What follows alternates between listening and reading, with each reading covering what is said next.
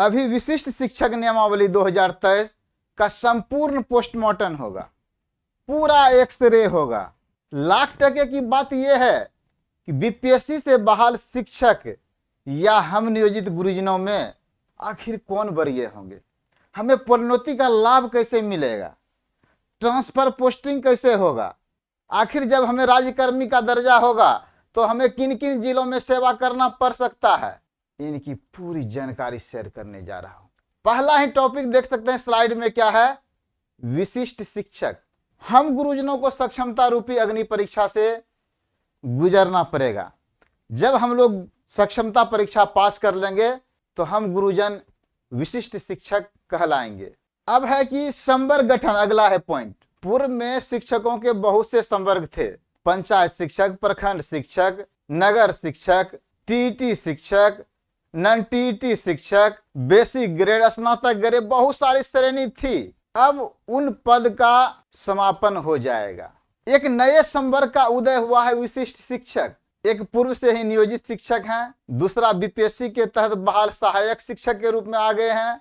अब एक नया संवर्ग है, विशिष्ट शिक्षक। जैसे ही हम गुरुजन सक्षमता परीक्षा पास करेंगे, विशिष्ट शिक्षक हम लोग कहलाएंगे। हम लोगों का नामकरण बदल जाएगा। परीक्षा पास होते ही हम लोगों को राज्यकर्मी का दर्जा मिल जाएगा। इस नियमावली में स्पष्ट व्यवस्था है कि परीक्षा पास करने के बाद ही राज्यकर्मी का दर्जा मिलेगा। जब तक हम गुरुजन परीक्षा पास नहीं करते हैं तब तक हम लोग नियोजित शिक्षक के रूप में ही रहेंगे। इसमें किसी भी तरह की संशय और भ्रम की स्थिति नहीं होनी चाहिए। सक्षमता परीक्षा अगला टॉपिक है। आखिर इस सक्षमता परीक्षा को कौन आयोजित करेगी? सरकार इसके लिए एजेंसी का चुनाव करेगी। बहुत ही जल्दी एजेंसी का चुनाव कर लिया जाएगा, ऐसी बहुत बड़ी संभावना है। बिहार विद्यालय परीक्षा समिति, बीपीएससी, इन्हीं दो एजेंसी के माध्यम से परीक्षा आयोजन करने का विचार किया जा रहा है। अगला पॉइंट है सक्षमता परीक्षा 3 बार फेल। जो हमारे नियोजित साथी 3 बार सक्षमता रूपी परीक्षा में फेल कर जाएंगे, आखिर उनके साथ में क्या होगा? इस नियमावली के तहत ऐसी कोई व्यवस्था नहीं की गई है। जिस पद पर हम लोग थे उस पद पर हम लोग बने रहेंगे, ओके। लेकिन एक आयोग गठित कर करके इनके विचार में एक कमेटी गठित होगा और वही कमेटी निर्णय लेगी कि आखिर इन फेल शिक्षकों के साथ में किस प्रकार की व्यवस्था की जाए। अगला है सक्षमता परीक्षा में शामिल नहीं होना। बहुत सारे शिक्षक ऐसे भी होंगे किसी स्थिति परिस्थिति के कारण सक्षमता परीक्षा में शामिल नहीं हो पाते हैं। 3 बार परीक्षा होगी 1 साल के अंदर, तीनों बार में हम लोग शामिल नहीं हो पाएंगे। तो उनके विषय में भी इस नियमावली में कोई चर्चा नहीं किया गया है कि उनके साथ में क्या होगा। इतना तय है कि जिस पद पर वो बने हुए हैं, चाहे वो पंचायत शिक्षक हो कि प्रखंड शिक्षक हो कि नगर शिक्षक हो, पूर्व के पद पर बने रहेंगे। जब एक कमेटी का गठन किया जाएगा, वह कमेटी यह विचार करेगी कि जो 3 बार सक्षमता फेल कर गए हैं, जो शिक्षक 3 बार परीक्षा में शामिल नहीं हुए हैं, उनके साथ क्या किया जा सकता है। जब वह आयोग गठित होगा, आयोग जो सिफारिश करेगी उसके साथ में उसी तरह से कार्रवाई की जाएगी। अगला पॉइंट बनता है वरीयता का निर्धारण। अब है क्या कि जैसे हम लोग सक्षमता परीक्षा पास करते हैं, विशिष्ट शिक्षक होने के बाद में हमें राज्यकर्मी का दर्जा मिल जाता है, तो वरीयता का निर्धारण सबसे पहले हम विशिष्ट शिक्षकों के बीच में ही किया जाएगा कि हमें किस डेट से प्रशिक्षित वेतनमान मिल रहा है। जो सबसे पहले प्रशिक्षित वेतनमान ले रहेंगे वही वरीय होंगे। सपोज कीजिए कि एक ही डेट में दोनों ले रहे हैं, वैसी स्थिति परिस्थिति में जन्मदिन के अनुसार उनका निर्णय लिया जाएगा। सपोज के जन्मदिन भी एक ही है, तो वैसी स्थिति परिस्थिति में अल्फाबेट के आधार पर लिया जाएगा कि उनका नाम किससे शुरू है। किसी का नाम अमित है, किसी का सुमित है, तो ए है अमित शुरू हुआ, ए पहले है, एस सुमित है। जब दोनों का वेतनमान लेने का डेट, जन्म तिथि दोनों सेम मिल गया, तो ऐसी स्थिति परिस्थिति में अमित कुमार जो है वही वरीय हो जाएंगे।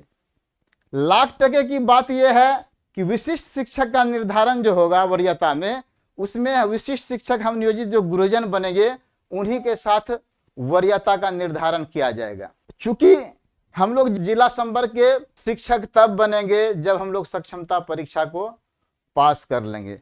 सक्षमता परीक्षा जब हम पास करेंगे उस तिथि से हमें राज्यकर्मी का दर्जा मिल जाएगा, उसी दिन से हम जिला संवर्ग के शिक्षक हो जाएंगे। अब जो शिक्षक बीपीएससी से बहाल हुए हैं, हमसे तो पहले हुए हैं, पहले से जिला संवर्ग में है, ऐसी स्थिति परिस्थिति में जो बीपीएससी से बहाल शिक्षक हैं वही शिक्षक हम लोगों से वरीय हो जाएंगे। ओके, अब है कि वेतन संरक्षण का लाभ। अब वर्ग 1 से 5 के लिए सरकार द्वारा वेतन, मूल वेतन 25,000 रुपया निर्धारित किया गया है। अब है कि हम नियोजित गुरुजन जो पहले से हैं उनको अभी वेतन में 29,530 रुपये, जो 3 और 5 में बहाल हुए हैं उनको 29,530 रुपये अभी मूल वेतन है। अब 25,000 पर जब हम विशिष्ट शिक्षक बनेंगे तो हमें तो घाटा लगेगा। सरकार ये कही है, इस नियमावली में चर्चा है कि वेतन संरक्षण का लाभ दिया जाएगा, अर्थात किसी भी स्थिति परिस्थिति में आपका जितना अभी वेतन मिल रहा है उससे कम वेतन नहीं होगा। लेकिन अगर हमें पे मैट्रिक्स संरक्षण का लाभ दिया जाता तो हम लोगों का जो पे मैट्रिक्स 13 के अनुसार 35,640 रुपया मूल वेतन हो जाता और हम लोग का वेतन भी अच्छी खासी बढ़ जाती। फिलहाल इसमें वेतन संरक्षण का लाभ दिया जा रहा है। अब है प्रोन्नति, अगला पॉइंट। आखिर हम गुरुजनों का प्रमोशन कैसे होगा?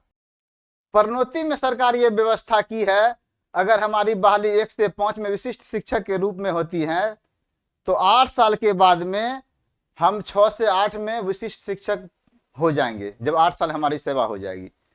जिनकी बहाली वर्ग 6 से 8 के लिए हुई है उनका भी है कि 8 साल के सेवा के बाद में वरीय विशिष्ट शिक्षक हो जाएंगे। अब सेवा का गणना कहां से किया जाएगा? इस नियमावली के अनुसार हम लोग का सेवा जब विशिष्ट सक्षमता परीक्षा को पास करेंगे, जिस दिन हम लोग विशिष्ट शिक्षक बनते हैं उसी दिन से हमारे सेवा काल की गणना होगी। अब हम शिक्षकों को यह आत्ममंथन करना है, इस विशिष्ट शिक्षक नियमावली 2023 से हम गुरुजनों को क्या लाभ है, क्या हानि है। रही बात जब हम लोग आवेदन करेंगे सक्षमता परीक्षा के लिए, उसी समय ऑनलाइन में हमसे 3 जिला का ऑप्शन लिया जाएगा और मेधा क्रमांक के अनुसार शिक्षकों की पोस्टिंग की जाएगी।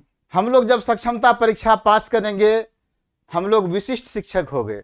पूरे राज्य में हमारा कहीं भी सेवा करने का मौका मिल सकता है। अगर हम मेधा अंक में कम रह जाता है किसी कारणवश में, कोई जरूरी नहीं है कि वही 3 जिला में आपका पोस्टिंग होगा। कंप्यूटर के सॉफ्टवेयर के तहत आपको पूरे राज्य में कहीं भी आपको सेवा करने के लिए भेजा जा सकता है। अब हम गुरुजनों को मानसिक रूप से तैयार रहना है कि सरकार हम लोग को कहाँ भेजती है या कौन कौन से चयन हम लोग जिला का चयन करते हैं, और हमारी मेरिट लिस्ट मेधा सूची में जो नंबर होगा वही हम लोग का निर्धारण करेगा कि हम लोग जो चयन जिला करे हैं वहाँ पोस्टिंग होती है या सॉफ्टवेयर के माध्यम से हम लोगों को अन्य जिले में सेवा करने का मौका मिल सकता है। हमारे टीम आपके लिए बहुत मेहनत करके कंटेंट तैयार करती है। आप लोगों से निवेदन है कि चैनल को लाइक सब्सक्राइब करें और आपको शिक्षा विभाग से जुड़ी हुई हर खबर से हमारी टीम अपडेट करती रहेगी। बहुत बहुत धन्यवाद।